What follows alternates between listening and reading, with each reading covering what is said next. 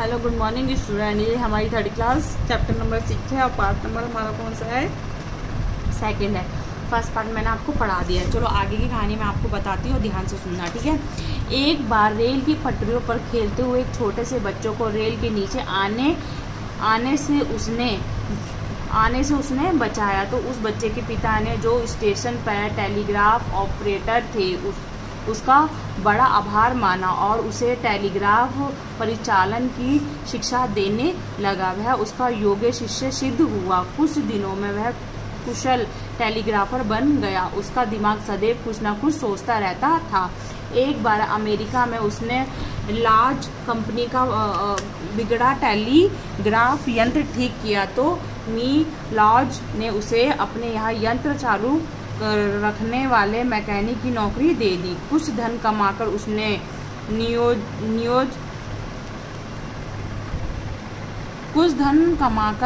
New Jersey के Newark नगर में एक प्रयोगशाला बनाई और नए आविष्कारों की खोज में जुट गया। उसने तार को जलने से रोकने के लिए एक पतले तार से ये फिलामेंट बनाया। इसमें जब विद्युत धारा प्रवाहित की गई तो उसमें तेज चमक पैदा हो गई, परंतु वह जल्दी ही जल गया।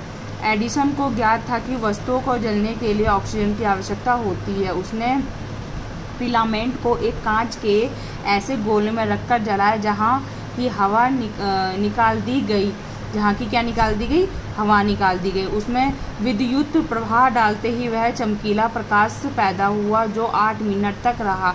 आखिरकार एडिसन ने प्रकाश की खोज कर ही ली। उसने परीक्षण के लिए एक लैंप तैयार किया। उसमें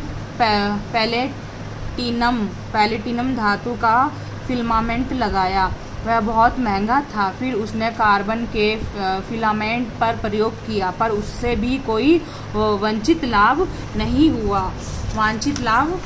हुआ। बाद में एडिसन ने एक फिलामेंट तैयार किया जो कांच के गोले में 45 घंटे तक जलता रहा और प्रकाश देता रहा। लोग उसे मेनलो पार्क का जादूगर कहने लगे। किसको कहने लगे? एडिसन को कहने लगे। कहाँ का? मेनलो पार्क का जादूगर कहने लगे। उसने जल्दी ही शीशे के बल्ब का आविष्कार कर डाला और दुनिया के अंधेरे को रोशनी से जगमगा दिया।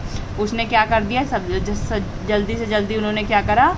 बल्ब का आविष्कार किया, जिसने दुनिया के अंधेरे को क्या कर दिया? रोशनी से जगमगा दिया। एडिसन द्वारा निर्मित बल्ब में अब तक अनेक प्रयोग किए जाते रहे, परंतु सबसे बड़ी समस्या ये थी कि इस बिजली को लोगों के घरों तक सुरक्षित रूप से कैसे पहुंचाया जाए। उन्होंने देखो बिजली का उत्पादन भी कर लिया, उन्होंने बल्ब का उत्पादन भी कर लिया। अब उनकी क्या समस्या थी कि जो बिजली थी सुरक्षित रूप से लोगों के घर तक कैसे पहुंचाई जाए। आखिर में एडिसन को अनेक कठिनाइयों के बाद सफलता हाथ लग ही गई। कैसे? वो दिन पर दिन क्या करते रहे? मेहनत करते रहे, बहुत ही कठिनाइयों के बाद उनको लास्ट में क्या मिल गई? सफलता उनके हाथ लग ही गई। उसने न्यूयॉर्क में एडिसन इलेक्ट्रॉनिक कंपनी स्थापित की और एक दिन न्यूयॉर्क के घर बिजली के बल्बों से जगमगाने लगे। आज बिजली तैयार करने के लिए बड़े बड़े संयंत्र लगाए जाते हैं। तब से लेकर बिजली के सैकड़ों आविष्कार हुए और उनमें अनेक परिष्कार किए गए। तब जाकर बिजली पूरी दुनिया के लिए आवश्यक उपयोग की वस्तु बनी। इसके लिए एडिसन ही बधाई के पात्र है। तो इसमें क्या कहा गया? इसमें एडिसन की कहानी बताई गई है। उन्होंने कितने सारे क्या करे?